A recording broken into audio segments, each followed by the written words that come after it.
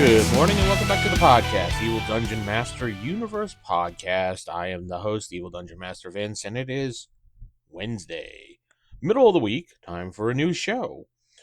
Today, again, is Wednesday, but theevildm.com is my website. Ask the DM at theevildm.com. And today I wanted to talk a little bit about something different, something I don't normally talk about, and it falls along the lines of Rolemaster, MERP, and HARP.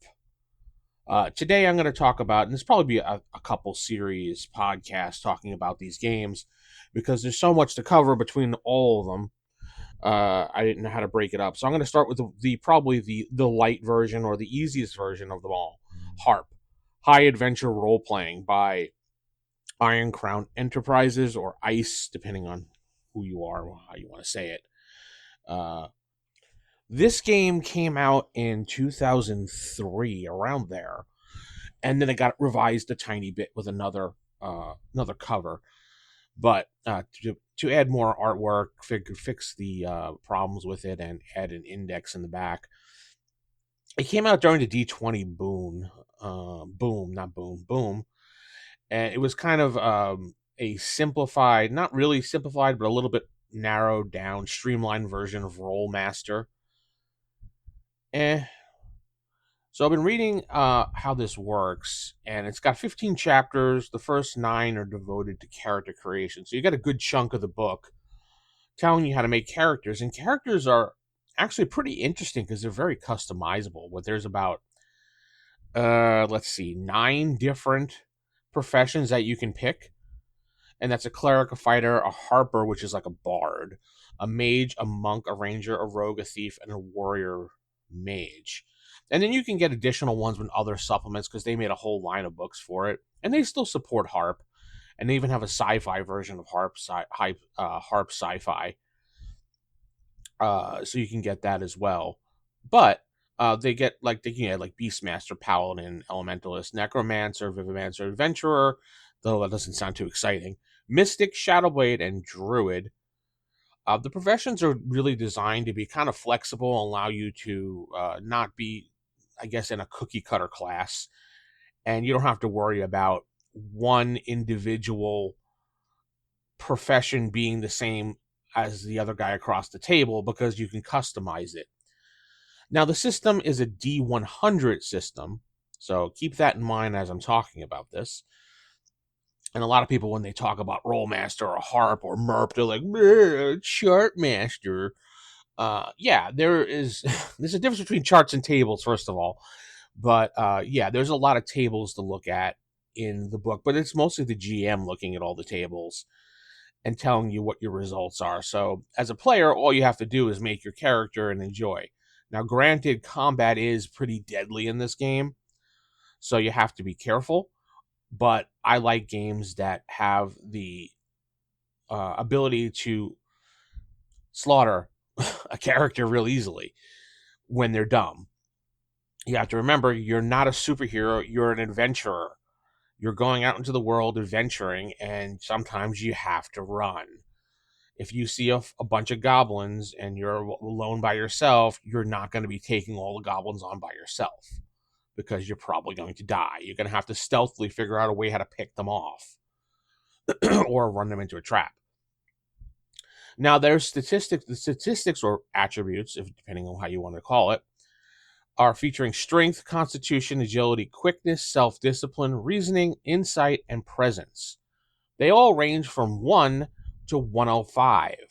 Yes, you can get above 100 in this game when rolling with modifiers. Remember, the higher you are in this game, the better off your roll is. Depending on the situation that you're in, you could get bonuses or negatives, depending on what it is.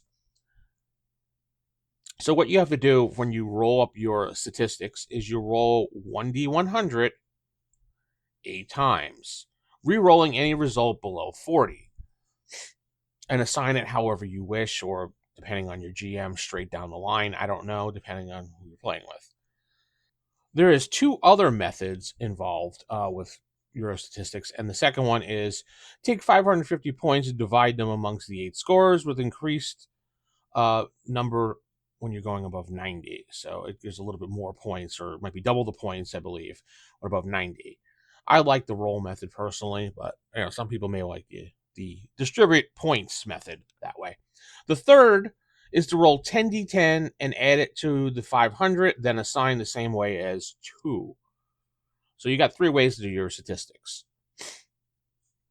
Now, races in the game, there's pretty much standard fantasy races: human, dwarf, elf, gnome, and halfling.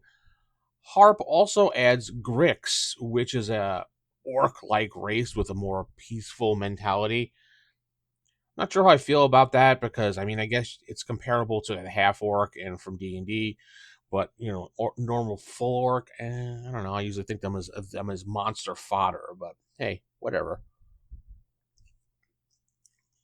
HARP doesn't offer mixed races. Doesn't offer mixed races. It has the ability to purchase greater or lesser blood talents to customize the race itself.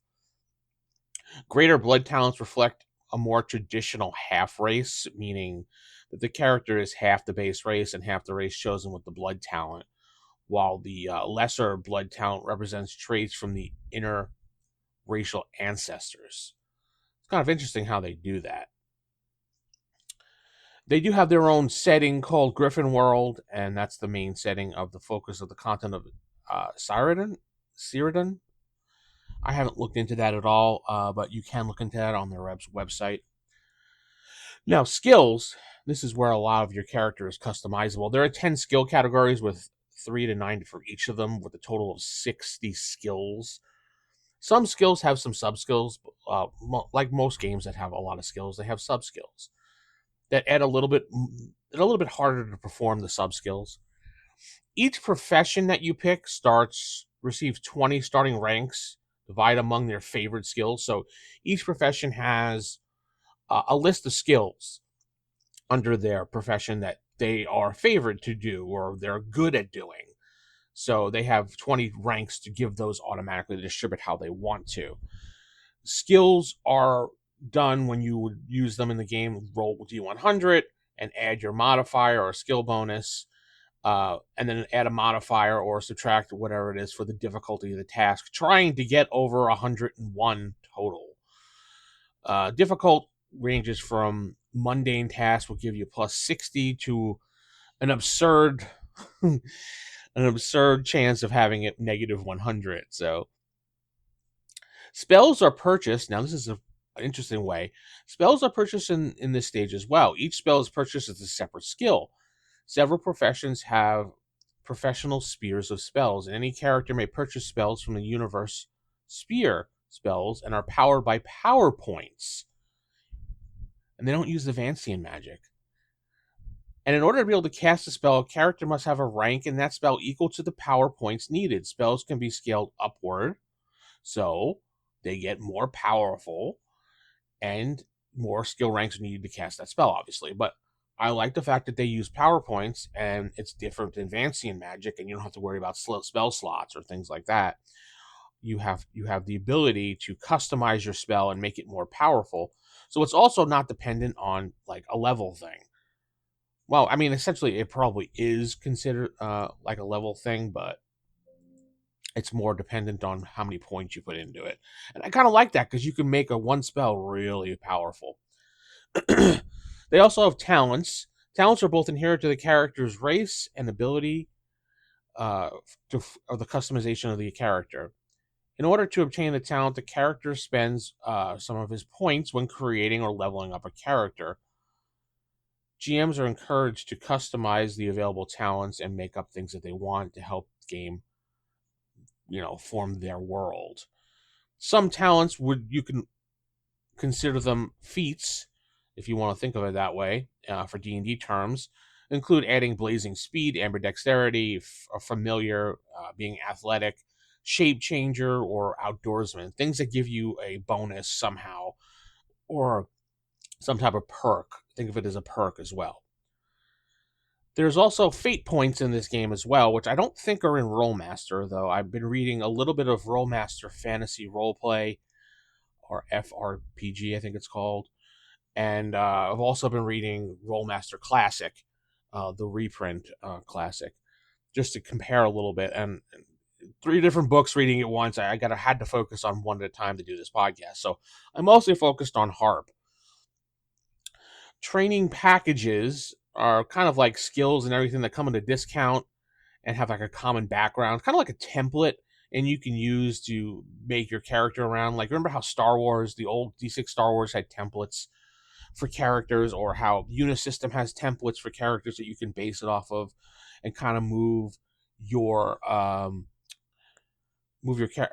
to customize the character how you want, but you had a base for it. You only had a couple points to do it, and that's how HARP has it as well. You could still pick up the PDFs for almost all these things of HARP and even Rolemaster, but I'll get into Rolemaster another time. I believe, thinking if I'm looking this up correctly, in 2004, HARP won a Silver Any Award for being the best non-20 game at Gen Con. Imagine that.